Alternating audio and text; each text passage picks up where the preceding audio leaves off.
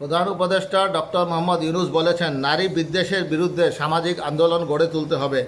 আজ জাতির উদ্দেশ্যে ভাষণের সময় তিনি একথা বলেছেন। প্রধান উপদেষ্টা ডক্টর মোহাম্মদ ইউনূস বলেছেন, নারীর প্রতি বিদ্বেষমূলক কথাবার্তা, নারীকে খাটো করে রাখার প্রবৃত্তি যারা ধারণ করে তাদের বিরুদ্ধে সামাজিক আন্দোলন গড়ে তুলতে হবে।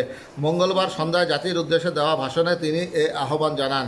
ডক্টর মোহাম্মদ ইউনূস বলেন, আমাদের দেশের নারীরা দীর্ঘ আন্দোলনের মাধ্যমে বহু বছর ধরে অনেক বাধা পেরিয়ে একটু একটু করে সামনে এগিয়ে যাচ্ছে। স্বাধীনতার ৫৪ বছর পরেও এদেশের নারীরা অর্থনৈতিক, রাজনৈতিক, সামাজিক বৈষম্যের শিকার।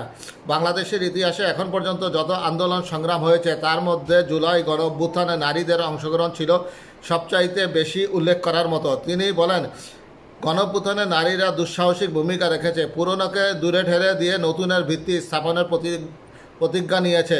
তারা ব্যাপক সংস্কারের কথা বলেছে, সর্বত্র নারীদের ভূমিকা আরও জোরালো করার কথা বলেছে। আমি মনে করি জুলাই গণ অভ্যুত্থানে বাংলাদেশের প্রেক্ষিত বদলে দিয়েছে এই নারীরা। জুলাইয়ের পর নারীদের অবস্থান ইতিবাচকভাবে পরিবর্তন হবে, সেটাই আমরা চাই। আমরা বাংলাদেশ নিয়ে নতুন করে ভাবতে চাই, আর এই নতুন ভাবনা নারীদের অবস্থান উচ্চতম পর্যায়ে অগ্রাধিকার পাক, সেটাই আমরা চাই। পরিবারের সব সদস্য, পাড়া প্রতিবেশী, ধর্মীয় প্রতিষ্ঠান, স্কুল, আপনারা আপনাদের নিজ নিজ অবস্থান থেকে ছেলে, শিশু ও মেয়ে শিশুদের মধ্যে যেন কোনো বৈষম্য সৃষ্টি না হয় তা নিশ্চিত করুন। আসুন নতুন বাংলাদেশে সবাই মিলে শিশুদের জন্য সুস্থ পরিবেশ নিশ্চিত করি। প্রধান উপদেষ্টা বলেন, জুলাই গণঅভ্যুত্থানে অংশ নেওয়া নারীরা তাদের অধিকার প্রতিষ্ঠার ব্যাপারে দৃঢ় প্রতিজ্ঞ। দেশে বিরাজমান বৈষম্যগুলো চিহ্নিত করে নারীর প্রতি সহিংসতা প্রতিরোধ ও বৈষম্য নিরসনে আমাদের প্রত্যেককে একসঙ্গে কাজ করতে হবে। ঢাকার পাশাপাশি চট্টগ্রাম ও রাজশাহীতে ডিএনএ ল্যাব স্থাপনের কাজ চলছে। খুব দ্রুতই বিশেষ জুডিশিয়াল সার্ভিস কমিশনের মাধ্যমে নতুন অনেক বিচারক নিয়োগ দেওয়া হচ্ছে।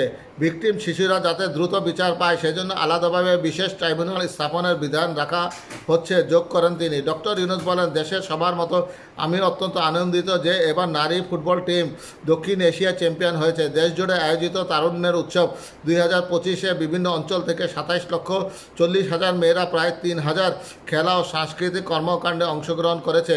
উৎসবে দেশের সুবিধাবঞ্চিত ও সুবিধাপ্রাপ্ত অঞ্চল, প্রান্তিক জনগোষ্ঠী ও ২১টি নৃগোষ্ঠীর তরুণ তরুণী সহ সবাই সার্বজনীন অংশ ছিল। প্রধান উপদেষ্টা বলেন, নারী অধিকারের পাশাপাশি এইরকম গুরুত্বের সঙ্গে মনে রাখতে হবে সংখ্যালঘুদের নাগরিক অধিকার, সমতল ও পাহাড়ের জাতিগোষ্ঠীর নাগরিক অধিকার। কারো কোনো নাগরিক অধিকারকে অবহেলা করলে এই জাতির জন্য মহাসংকট সৃষ্টি করবে। নাগরিক হিসেবে আমরা কেউ যেন অন্য নাগরিকদের অধিকার হরণের অভিযুক্ত হতে না পারি সেই দিকে আমাদের খেয়াল রাখতে হবে এবং নিশ্চিত করতে হবে। তাহলেই সত্যিকার নতুন বাংলাদেশের জন্মলাভ হবে।